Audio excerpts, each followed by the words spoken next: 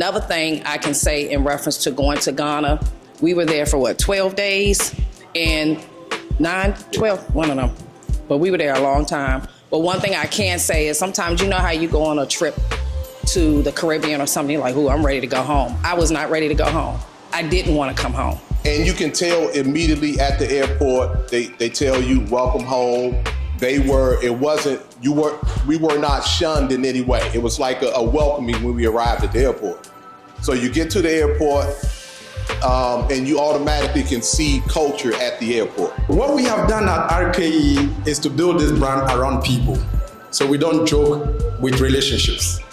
I will tell you that everything that I'm going to present to you here is as a result of feedbacks from clients. So land is very crucial, and as you guys are aware now, land ownership is spiritual. Can you imagine being here and own a piece of the motherland? It is more than just money, right? It means you are playing a role. You own a piece of the motherland. So Danny, coming back to you, so your story as a founder is truly remarkable. It really is astonishing of what you've built and the legacy you've created. I want you to talk to us and the audience about why Ghana? Why Ghana? Why should we invest there? Why should we invest with RKE? So Ghana has launched what we call the Year of the Return Initiative.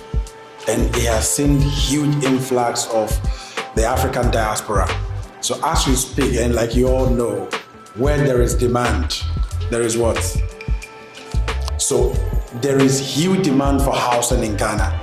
That is why we have chosen real estate as the vehicle, as the instrument for wealth creation. And like I said earlier, there is stable political climate. The economy is booming. We just recorded single digit for the first time in 5 years. And generally, the atmosphere is ripe for business. I always say, other races are in Ghana and they are making it. And they are taking all this money back to their countries. What are we doing as people of African descent? We should be able to go back and invest in our country. So Ghana is the place, and like I said, available data to us shows that land alone appreciates by 70% per annum. Tell me which investment will give you 70% return? Which bank? Is it Chase Bank? No, Is it JP Morgan? No. Is it American Bank? No. Yeah. All right. So this is coming to Jay and Portia because a lot of us want to know about your actual experiences going to Ghana. So I'm throwing a fun question out here that is not on the note card. So tell us your worst and best experience going to Ghana. We already heard the bus, which was a great one, but tell us your best and worst experience when traveling to Ghana because we've never been. Some of us never been. All right. I'm gonna give you the best. I had to throw it out. I love Ghana so much because Ghana has taught me patience. Everybody, those Help us. it teaches patience. Because I'll give you a good example. Like the food is cooked to order, so we're used to food waiting on us here. Okay. There, you will wait for it, and you may wait an hour or two. I've seen up to 4. But the thing about Ghana is that it's peace. And so even when you go through the cultural challenges, the peace that you get in Ghana is someplace, it's a peace that I've never felt anywhere else in the world. Wow. I've been to 50 countries, I've been to 25 different African countries. And anytime I land in Ghana, it's something about when I'm looking, I'm seeing, I'm flying over a Palace Mall, I'm landing, I'm looking, I'm saying, I'm going to find peace. Yeah. And so that's the thing that sticks out to me the most about Ghana. It's a culmination of experiences that come together. I don't think it's just one, Brittany. I think it's just the whole vibe, the environment, the people. As far as the worst experience, I got shook down one night. Oh. Okay, now when you say shook down, is that shook like? Down, shook. Well, see, that could be many different things. Right. Different cultures. All right, so I was in an Uber and they did a checkpoint. Okay. And so normally they don't bother you. You don't have any problems, really, you don't. But for this particular night, they thought I looked Nigerian. And I do. When I'm in Nigeria, they think I'm Nigerian. Okay. So they decided to search me. And so they went doing the search and everything. There were no guns, it wasn't that deep. But so they did the search, and then the guy saw my passport, the police officer, and then he was like, he told this guy, he said, put it back.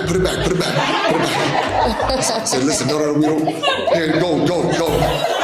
So that was the worst experience. Okay.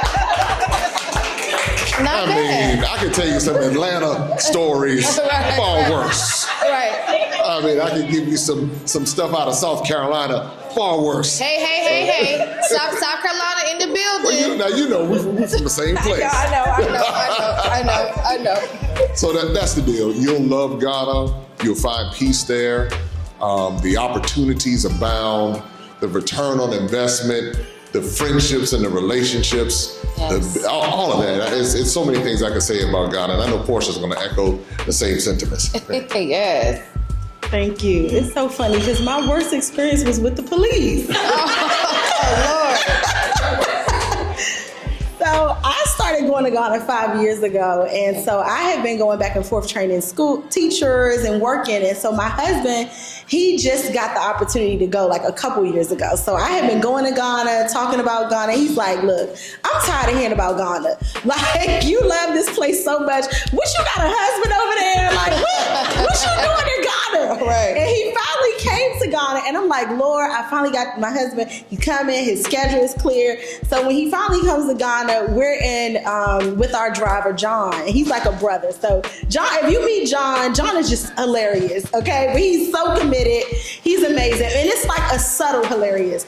So they get pulled over by the cops.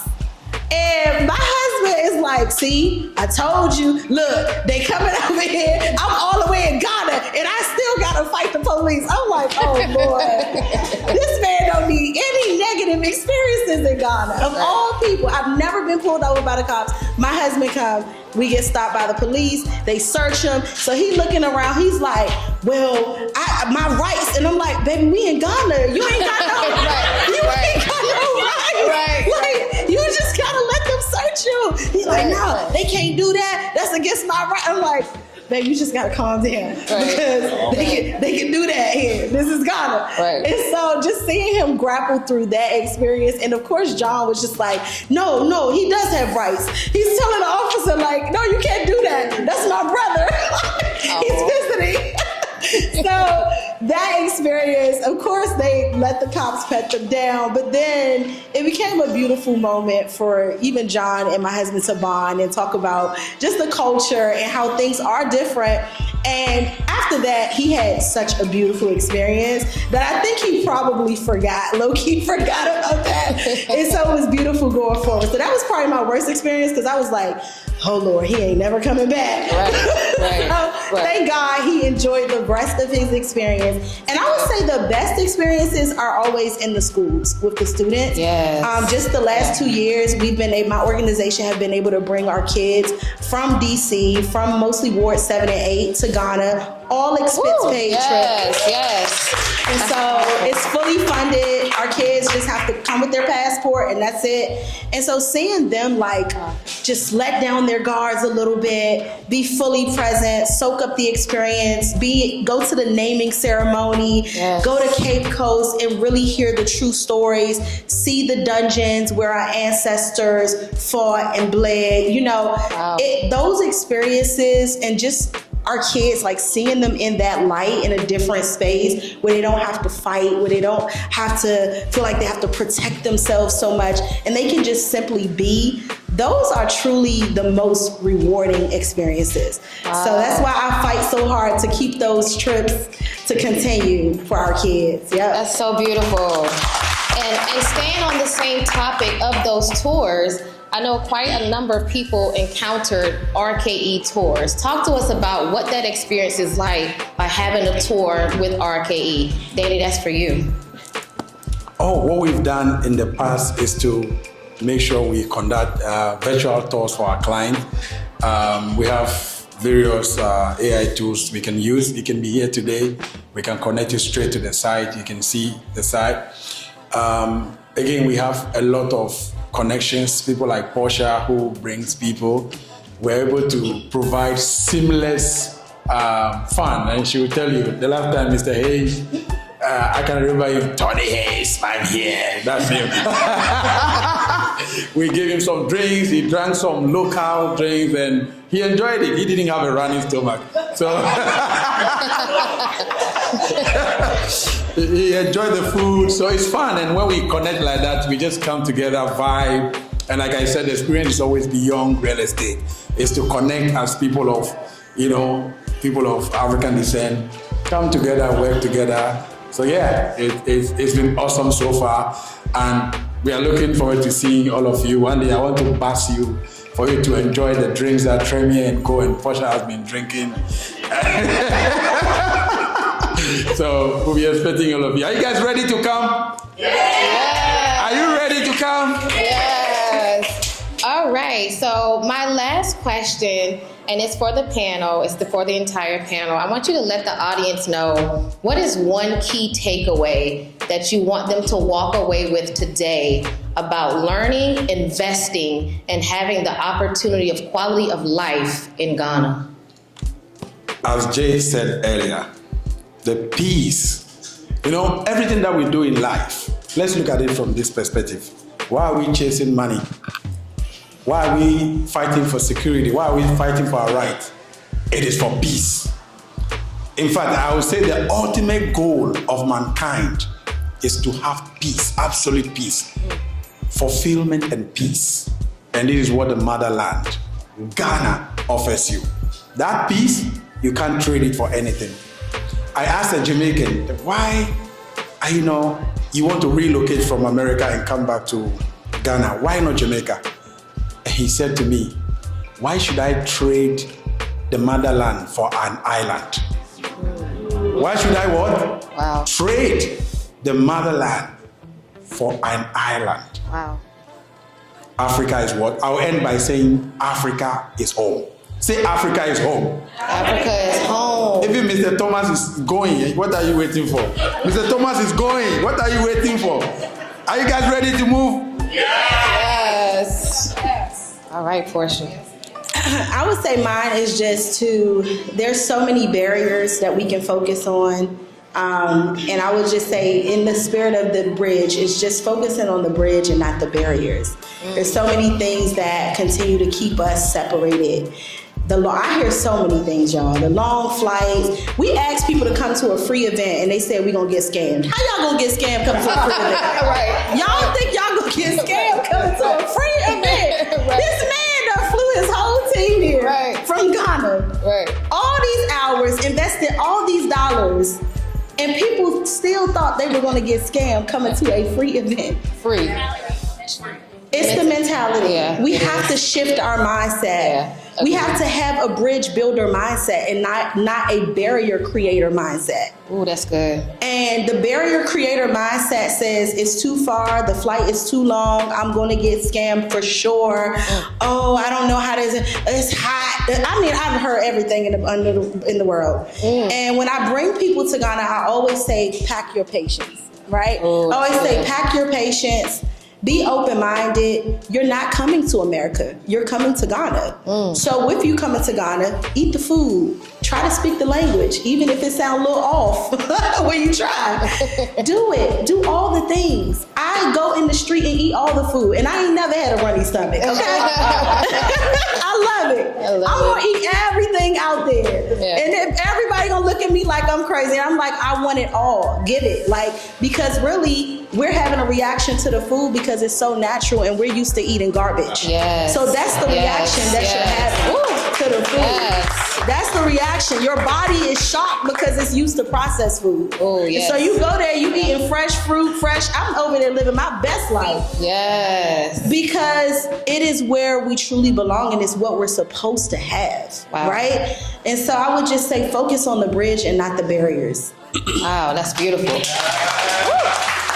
Well Diaspora. Very well said, and Very good. I echo that. The other thing I think about is this could be a missed opportunity. And when I say that, I grew up in D.C., and I remember D.C. 40 years ago. I remember New York Avenue, where you could get a house on New York Avenue for $1.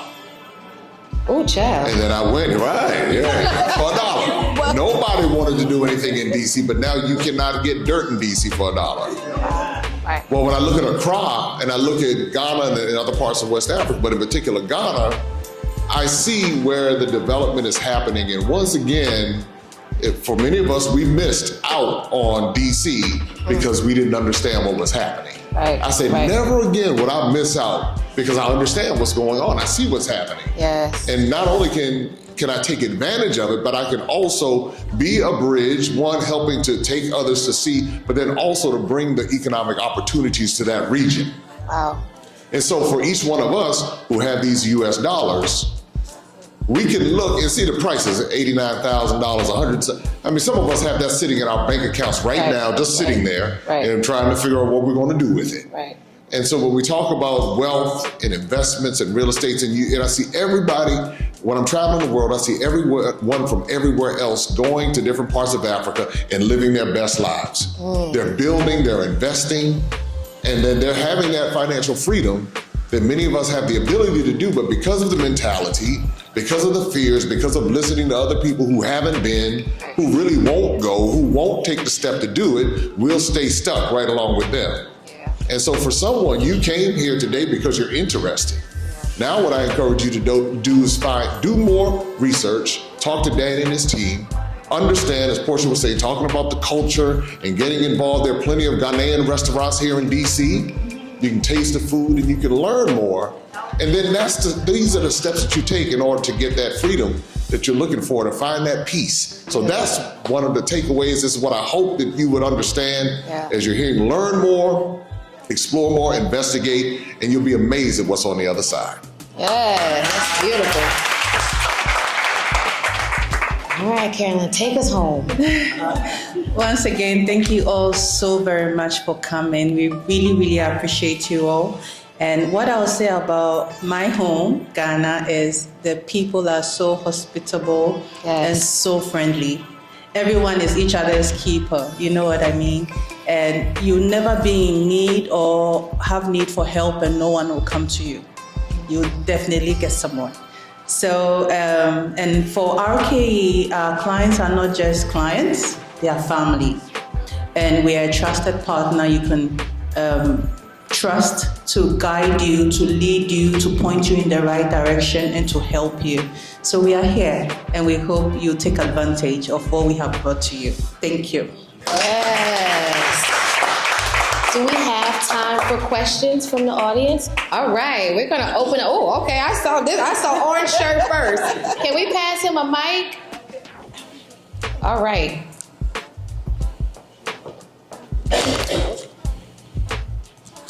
Hi, my name is Gene. Very interested. My first experience in Africa was almost 30 years ago. I got married in Gambia, West Africa. Oh, wow. Back in the day when they were doing, you remember when they were doing the pictures in the Jet magazine? Oh, yeah, yes.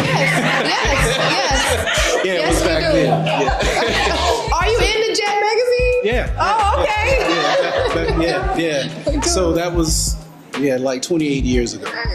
But I'm no longer married to that woman, but. Okay, that's all right. But so I hear the economic opportunities. Here in America, I think that there's a lot of brain power, right? Yeah. So I'm a therapist. Okay. I want to know not only how can we bring the economic resources to Africa, but how can we link that brain power? Because I'm close to retirement, but I still want to do therapy. I'm probably be doing it virtually, but I want to bring mental health kind of services to Ghana. And I'm not talking about, it's not about money. I'm talking about how can we bring that, how can we bridge that? Because there's a lot of people with a lot of education may not have the resources, but so back, and I'm not going to take too much time, back 30 years ago, I met with the ambassador to the Gambian embassy. I was doing vocational rehabilitation counseling at the time. And what I wanted to do was try to bridge a gap to help Gambian immigrants that came to this country do things like get electrical training, plumbing, that kind of stuff to be able to take back to Africa to help build the country. Well, I was 20-something years old, didn't have really any resources, didn't know anybody. I was told to start an NGO. How are you going to tell? You know, that just, it wasn't possible, right, for me at that time. But along with bringing economic or financial resources, how can we bring some of those other things that people have, that, you know, Americans have, that can come into the country to help with building the country? See, I'm older now, so I'm seeing the growth. You know, I'm understanding what's happening in Africa and where Africa is going to be. You know, all of the various countries in Africa. You know, Africa as a continent, where it's going to be 50 years from now. I won't be around to see that, but all of you young people here, it's so beautiful to see and listen to understand what you all are doing, but how can these old heads like me be able to participate? You know, not just about, okay, bringing our retirement money, how can we really do something to help build? And that's Great question.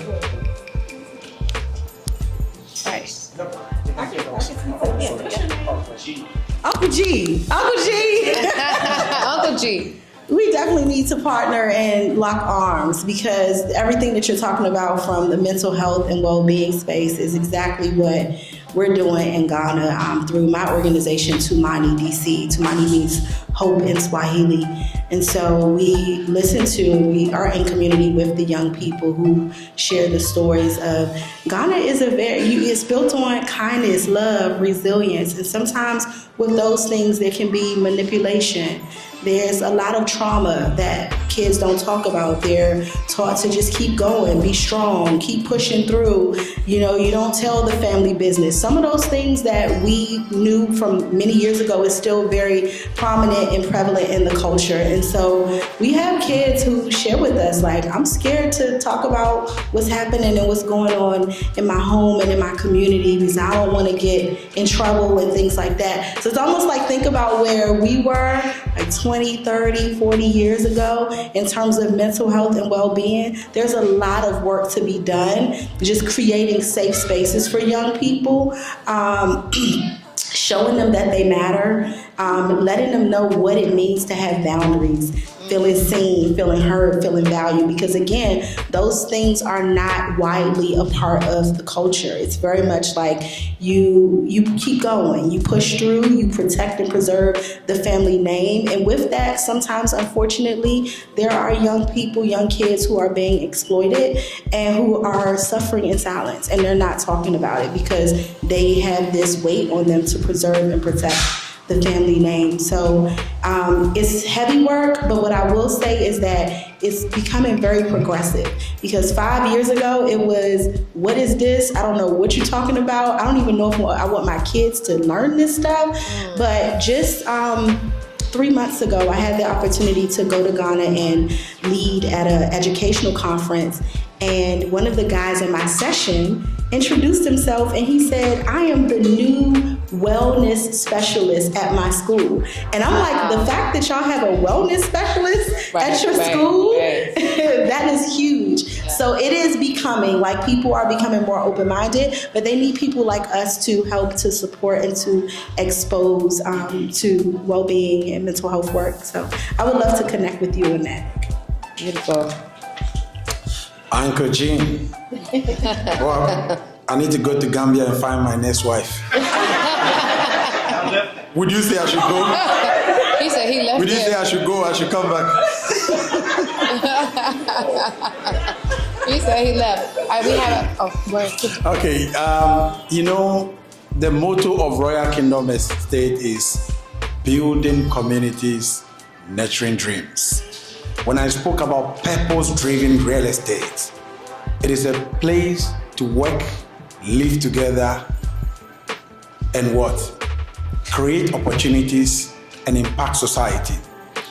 When I said that we want to build cities around the country, what that means is that if we are building 1,000 acres across the 16 regions in Ghana, that's 16,000 acres of residential properties. What does that do?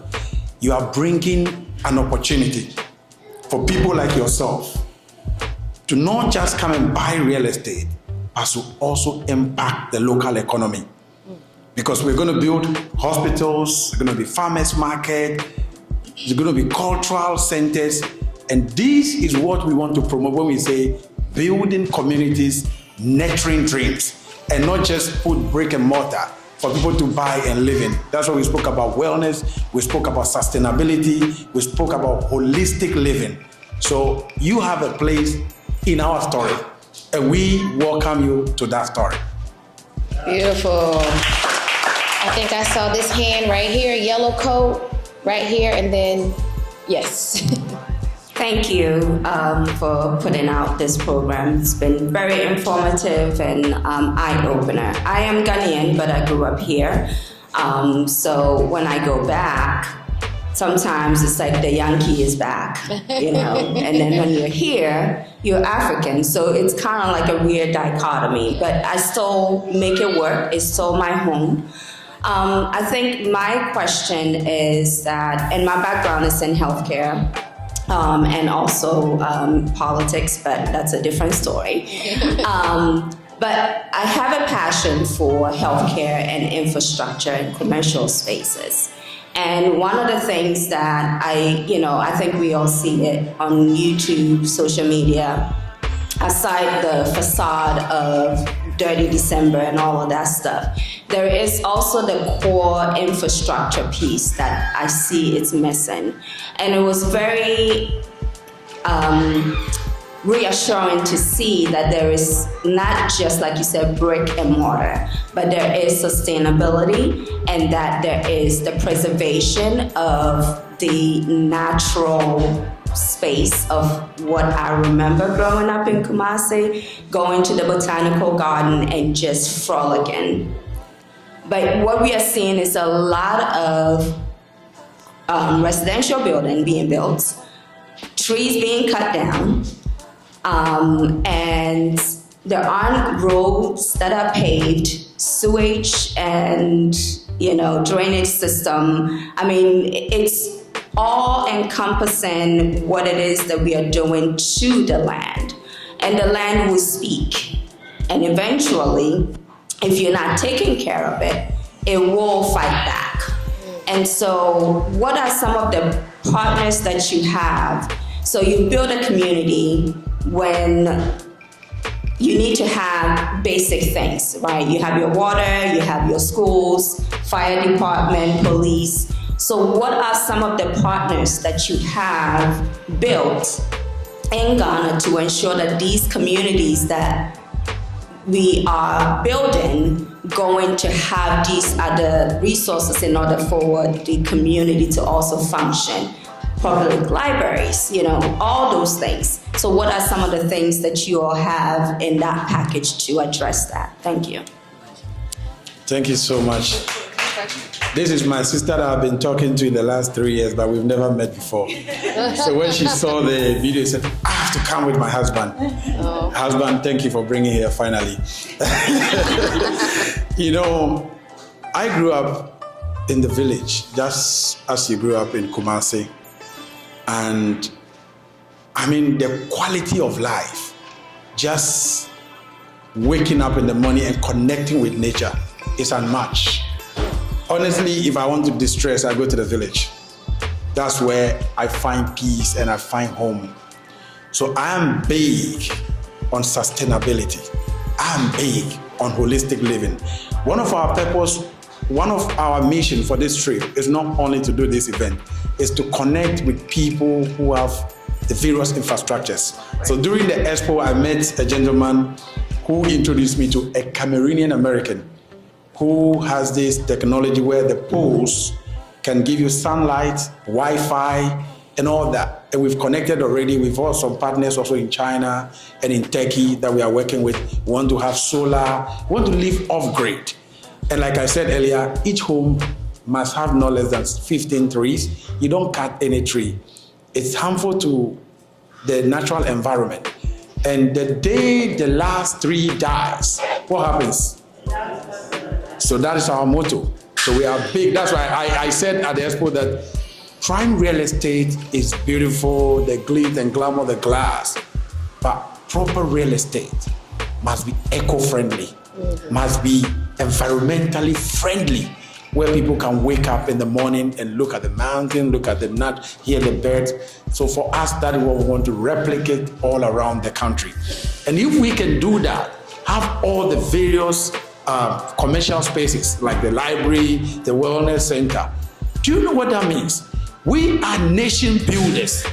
As developers, real estate developers, we can literally, if we have 100 people in this room and we are each developing 16,000 acres in Ghana, bringing the wellness and all the infrastructure that you spoke about, can you imagine the value it will add to the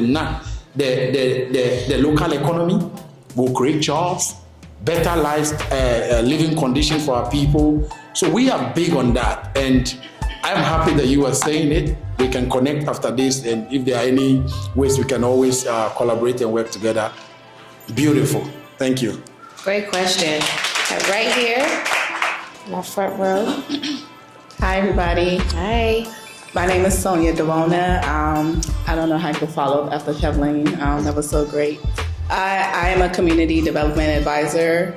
My focus is on building communities, and one thing I try to share with people is that it's more than just, especially with the focus on real estate, it's more than just building of infrastructure or building. It's, like you said, holistic living. It's the workforce, it's the school system, education, it's agriculture, farming, it's everything that you provide through Royal Kingdom Estates.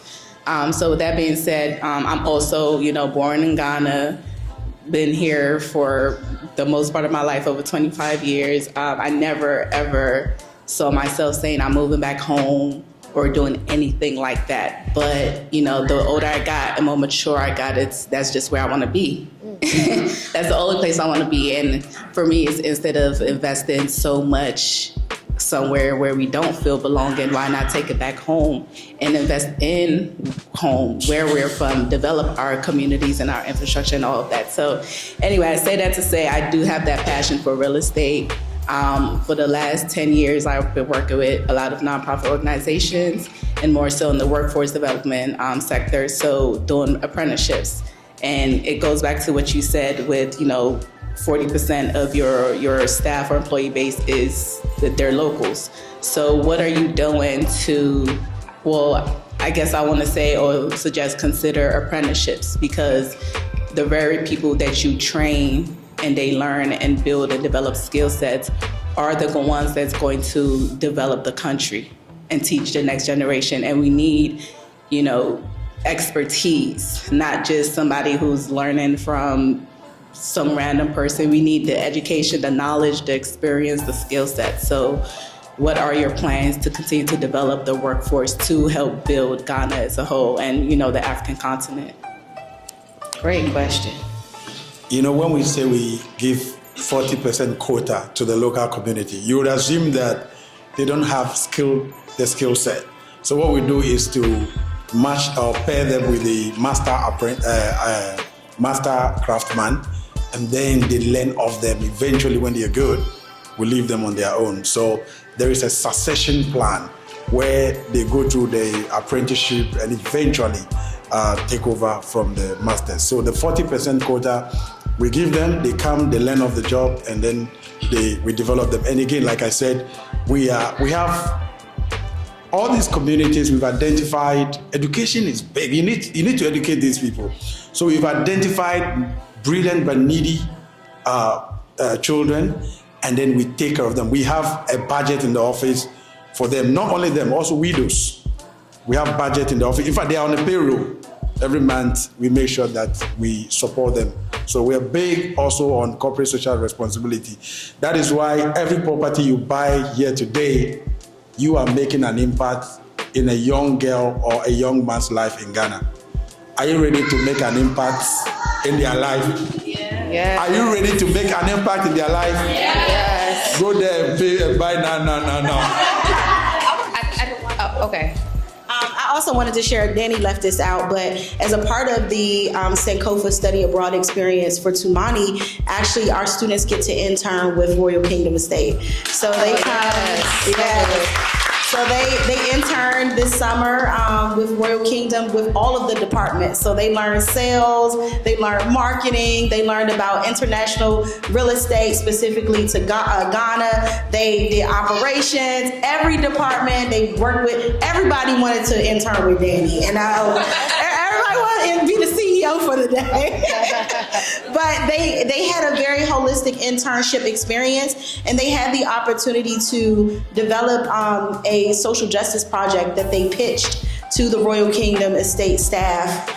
So when we talk about social responsibility and impact, and just again the bridge, like it goes both ways, not just us creating opportunity and access for us to go there, but also just even this moment of creating a bridge for Danny and for the team to be here so that they can experience all of you and connect with all of you. And like you said, creating jobs and opportunities. When we think about investment, it has to be ethical. We have to go to Ghana, be in community. It took me a couple years, honestly, to really start doing this really big work because I wanted to just be in community with the local people. I wanted to hear their stories. I wanted to talk about, what mattered to them, what ethical investment looked like from their lens, and just really understand how my work can impact the local community. So I think that's also important to think about. Beautiful. We